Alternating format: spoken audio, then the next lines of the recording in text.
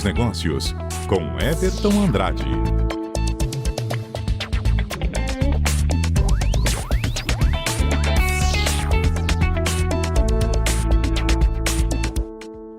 Vamos falar de tecnologia por aqui na CBN Amazônia. Everton Andrade já está presente nos estúdios da CBN. Ele que tem uma das melhores vinhetas aqui da nossa rádio. Um mix assim muito interessante que foi mandado pra gente. Everton, queria agradecer a sua participação aqui na CBN. Hoje vamos falar de que, Everton? Hoje, boa tarde, Juan. Boa tarde a todos os ouvintes. E obrigado aí pelo elogio à vinheta, também adorei. Agradeço o pessoal de Manaus aí pela vinheta. É verdade. Bom, hoje a gente vai falar sobre as tecnologias envolvidas na detecção de focos de incêndio, principalmente incêndios florestais que a gente está passando tanto aí nas últimas semanas. A gente vê bastante falando em noticiário, em jornais sobre essas detecções, o aumento ou a diminuição dos focos, mas nem sempre fica claro como isso é feito, né? E como é que é feito? Então, tudo começou assim, de forma bem rudimentar. A detecção sempre foi feita, mas hoje é de uma forma bem mais tecnológica, por isso que eu estou falando hoje, né? Opa! Mas no começo era basicamente sensorial e denúncias. Então, chegou denúncia, anotava. Chegou a denúncia, anotava, ia até o ponto, prendia ou multava. Ou sensorial, via esse foco, ou sentia o cheiro, ia até o local. Isso bem do começo do século passado. A gente já existia órgãos para defender de queimadas e todo o aparato do Estado para proteger. Já existia a preocupação com queimadas, bem menos do que hoje, mas já existia. Só que conforme as tecnologias foram avançando, principalmente na construção de foguetes e satélites, graças muito aí a Guerra Fria entre os Estados Unidos e a União Soviética, essa detecção, esses equipamentos de detecção foram se aprimorando.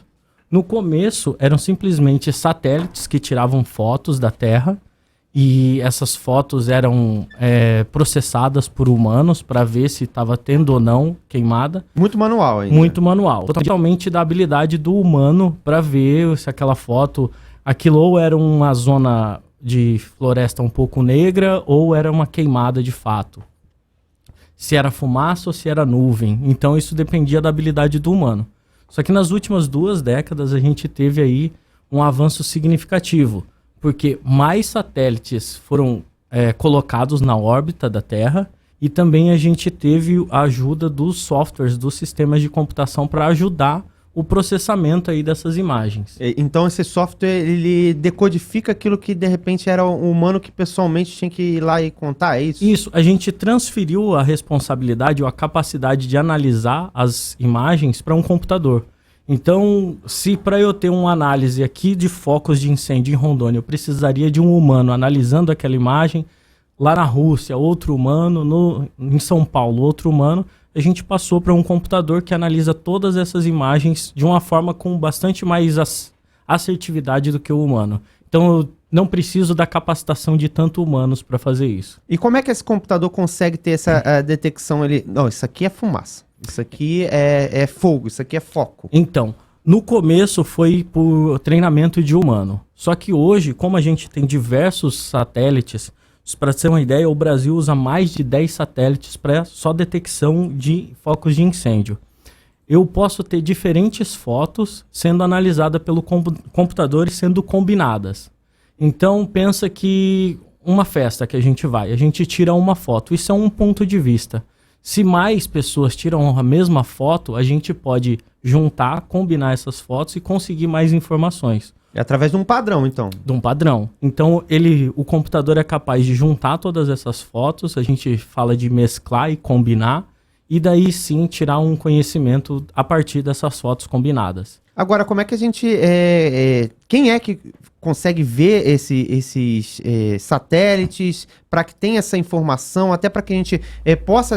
eu acho que esse ano talvez seja um ano atípico, que a gente está tendo um volume de dados muito grande sobre tudo isso que está acontecendo e cada vez com uma perspectiva de algum órgão diferente mostrando a mesma coisa. Sim.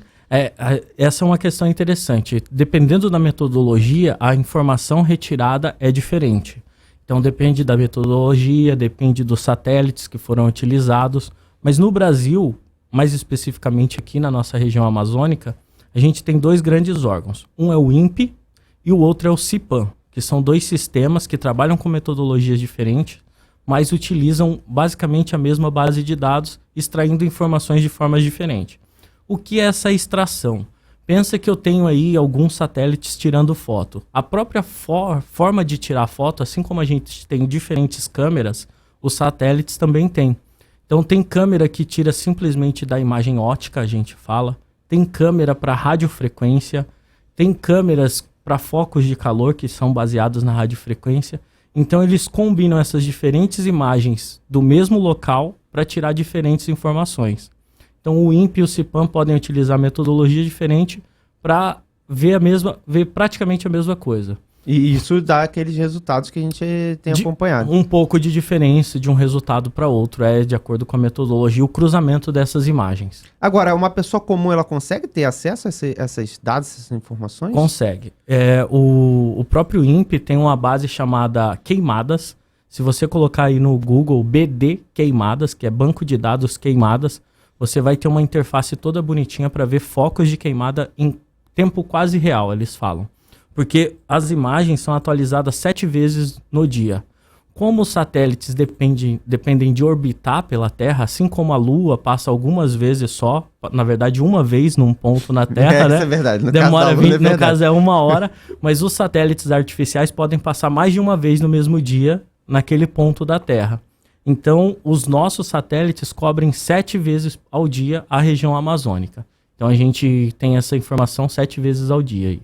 Agora, para a gente finalizar aqui, ô Everton, sobre toda essa situação, né, a nossa fumaça está aparecendo até no satélite da NASA, né? Como é que a gente fica com essa situação, Everton? Então, inclusive a fumaça atrapalha algumas fotos, né? Do satélite? Do satélite, porque elas ficam similares a nuvens e dependendo da precisão do satélite, ele não consegue tirar foto e daí a gente só consegue tirar foto com os de radiofrequência, que basicamente identificam pontos de calor. Não tem aquela visão do Predador ou de filmes que tem aqueles óculos noturnos? Seria basicamente isso? Isso, é basicamente isso que é tratado, essa imagem de calor, de foco de calor é tratado por um programa de computador que a gente extrai do satélite e coloca em algum sistema, por exemplo, o Google Maps, que vai colocar aquele ponto em cima da imagem antiga que teve de outro dia. E daí a polícia, os agentes podem ir lá identificar esse calor, essa queimada. Tá certo. Everton Andrade falando sobre as tecnologias, né, envolvendo toda essa detecção das queimadas e focos de incêndio. Everton, algum recado final pra gente?